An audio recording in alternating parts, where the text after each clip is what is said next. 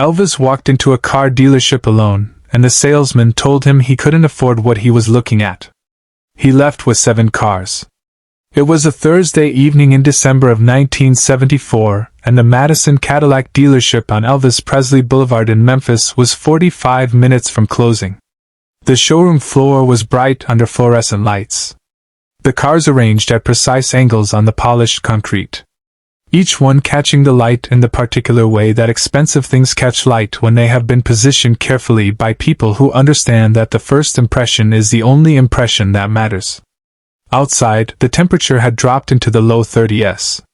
Inside, it was warm and quiet, and the 2 salesmen still on the floor were doing the mental arithmetic that salesmen do at the end of a slow Thursday, calculating what the week had amounted to and finding the number smaller than they would have liked. The door opened and a man walked in alone. He was dressed casually, dark slacks, a shirt that was not tucked in, a jacket that was comfortable rather than impressive.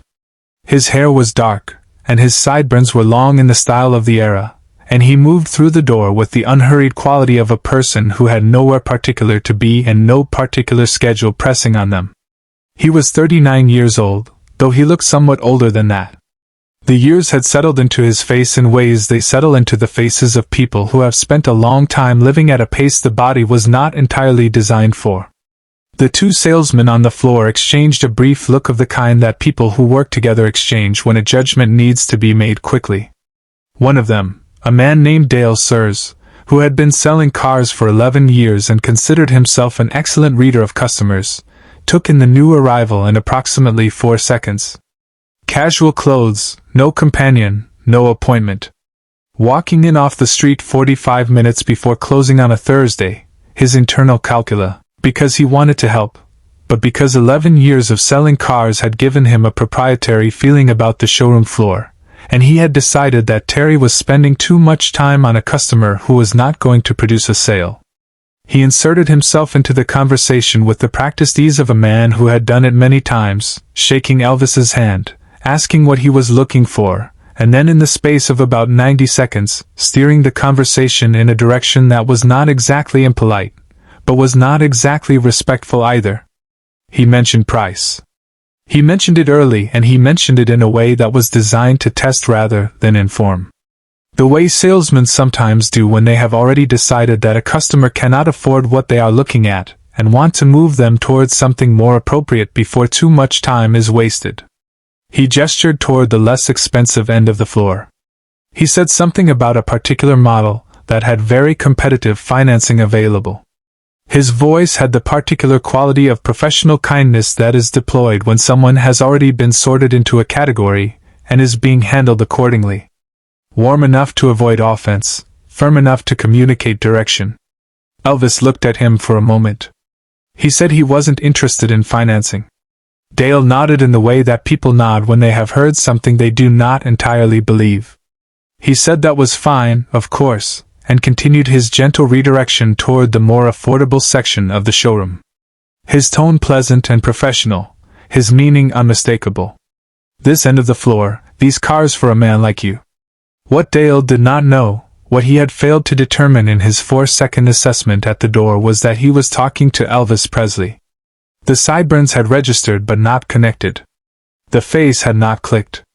It happened sometimes in those years when Elvis was not performing and not surrounded by the apparatus of his celebrity. Whittle. Accounts of Elvis buying cars for people he had known for less than an hour, for fans he encountered in parking lots, for service station attendants who mentioned in passing that their own car had seen better days. The cars were not trophies.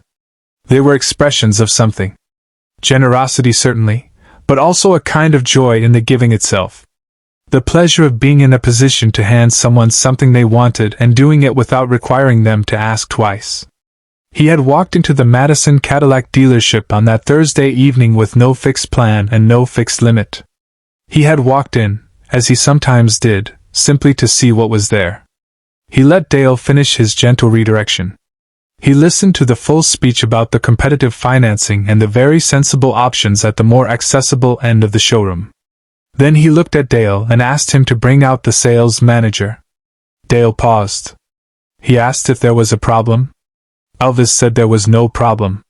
He just wanted to speak with the sales manager. The sales manager was a man named Ron Hull who had been in the back office working on quarterly projections, and was not especially pleased to be interrupted.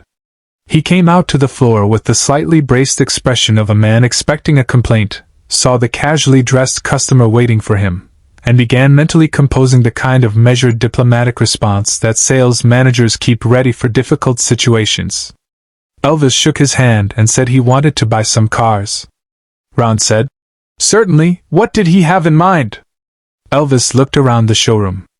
He pointed at a gold Eldorado near the front window that he had been examining when Dale had appeared. He said he wanted that one. Then he walked slowly around the floor, taking his time, the same unhurried pace he had walked in with, and he pointed at a white sedan DeVille and a black coupe near the back and a blue Eldorado that was positioned near the side wall and a burgundy model that Terry had. Later that it had the feeling of a dream sequence, the kind where the logic of events is clear, but the events themselves are impossible. Ron moved quickly, calling in the remaining staff, pulling paperwork, arranging keys. Dale stood near his desk with the expression of a man watching something he was not sure he was interpreting correctly. It was Terry who finally recognized him. He had been trying to place the face for the better part of an hour. The nagging feeling of recognition that would not quite resolve itself, and then it resolved itself, and he stood very still for a moment, and then very carefully did not say anything because saying anything seemed like the wrong move. Elvis wrote a check, a personal check from his personal account for the full amount of all 7 cars. He did not ask for a breakdown. He did not negotiate.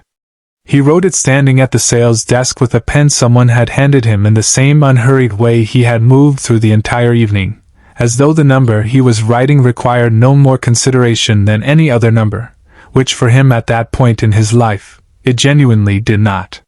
He handed it to Ron Holt. Ron looked at the check. He looked at Elvis. He looked at the check again. He looked at the signature line with the particular focused attention of a man who is trying to make letters resolve into something that makes sense. The name on the check was Elvis A. Presley. Ron Holt said something that was not quite a word. What followed was a brief and somewhat compressed version of a conversation that might, under different circumstances, have taken considerably longer. Elvis confirmed who he was. He said he would like the cars delivered to Graceland the following morning if that was possible. He gave the address, which was unnecessary because everyone in Memphis knew the address, but he gave it anyway because that was the orderly way to handle a delivery. He shook Ron's hand. He shook Terry's hand.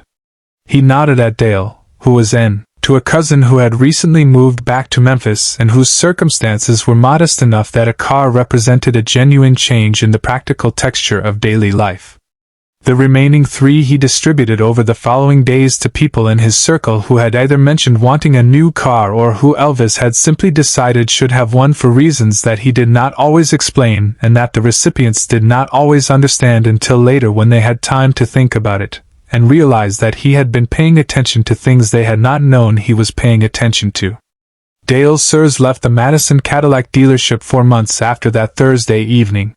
He went to work at a different dealership across town.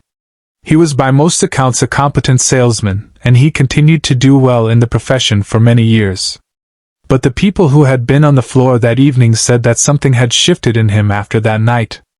A certain confidence in his ability to assess a customer in 4 seconds that had not entirely recovered from the assessment that had cost him 7 Cadillacs, and a story he would spend the rest of his career trying to live down.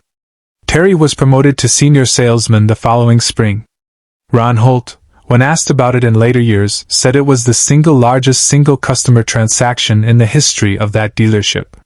He said it with the mix of pride and retrospective disbelief that people carry when they have been present for something that still does not entirely feel real no matter how many times they have told it. The check cleared the following morning, which surprised no one who knew anything about the man who had written it. Elvis Presley bought hundreds of cars in his lifetime. He bought them impulsively and generously and with a genuine love for the objects themselves. But the 7 Cadillacs from the Madison dealership on that cold Thursday in December have a particular place in the catalog of his extravagances. Not B.